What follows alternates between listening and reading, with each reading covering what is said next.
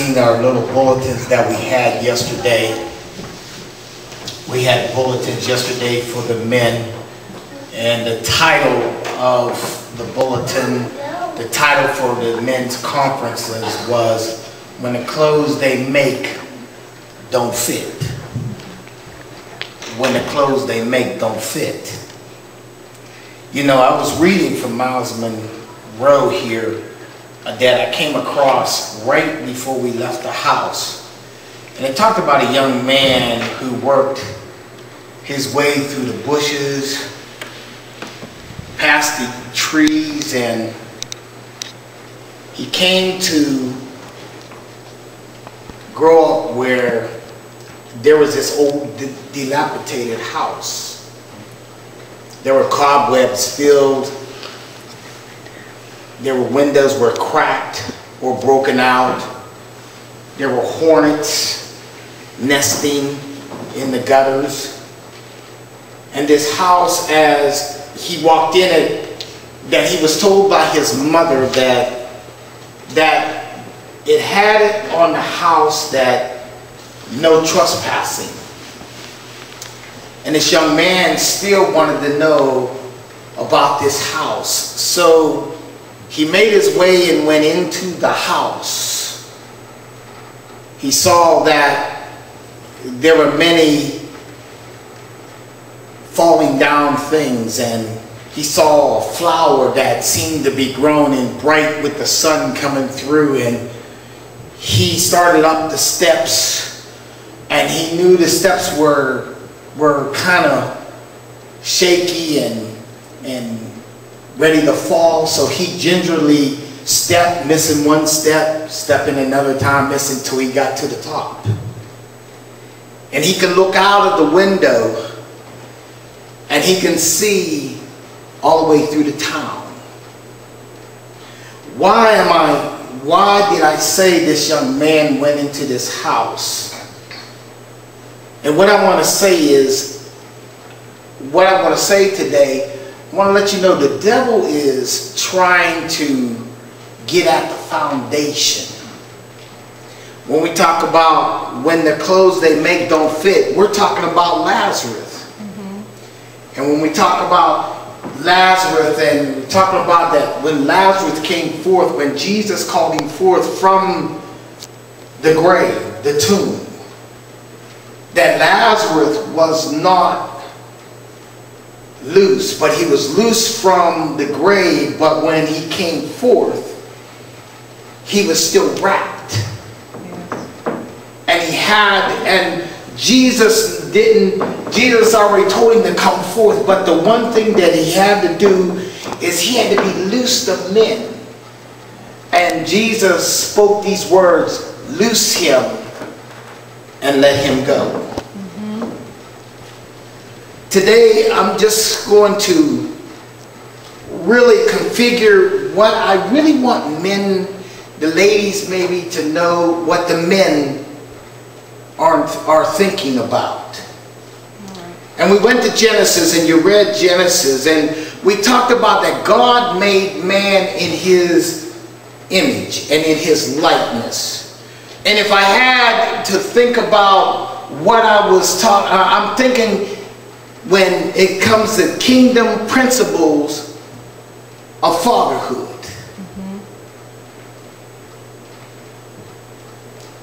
Why God calls males fathers. No man can measure his life beyond the success of his family.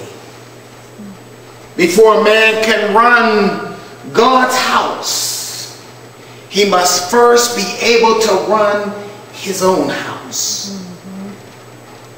So my greatest testimony for me is my family. My wife, my sons, and my daughters. There is no greater responsibility for the male than fatherhood. I want to look at, for a moment, I want you to look with me that God's foundation for building a human family is that when some males never have a father that taught them manhood. Most men that you see in the world were taught by men who really understood what being a man was. So it's important for men to re-enter the training. We want to remind men they are to provide vision for the family. We want to teach men about leadership, and so the role of a father is very important to a young man growing up. Well, we say there are 26 ways to understand a woman. I didn't hear the women laugh on that. If you're going to live with a woman, you better learn them 26 ways. All right. Amen? Amen. I've been married 30 years and I about got 13 of them down. All right. Look it out. That's about half. Not all of them. But ladies, in defense of the man, the male, man only needs 5 things. And the average woman doesn't know what them 5 things are even are. Okay. There are only 5 things they say a woman needs. But they believe sometimes that there's 26. But since the man doesn't know the 5 things that the woman needs, he experiments. Am I right about it? You're right about it. He experiments the needs. And in his experiments is kind of a requirement that you need to function for a family. I'm speaking on fatherhood. Okay. A need is not a want. Your car doesn't want gas.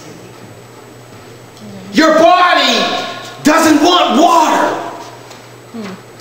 So when we talk about the 5 needs of a woman doesn't need, I'm going to say it, sex. A woman needs affection. Yes. And it's a lot different than what the male needs. So we need to study and learn how unique the male and the female are made by God. All right. Can you imagine God when he first started? And you know what? God can look into the future far further than we can. And when you look at it, and he made the man from the dust of the ground. And you understand that when he made man from the dust of the ground, and he blew into him the breath of life, and he became a living soul. We understand that when he blew the breath into him, and that he said, let this man have dominion over the fish of the sea, the fowl of the air, and every creeping thing on the earth. So in the beginning, he made man. It said in there, in that beginning, that he made male and female. So guess what? Female was right inside of the man.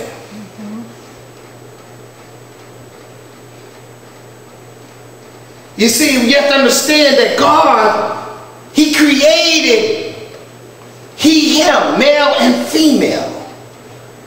But the kingdom principle I'm trying to get to you is that it is fatherhood.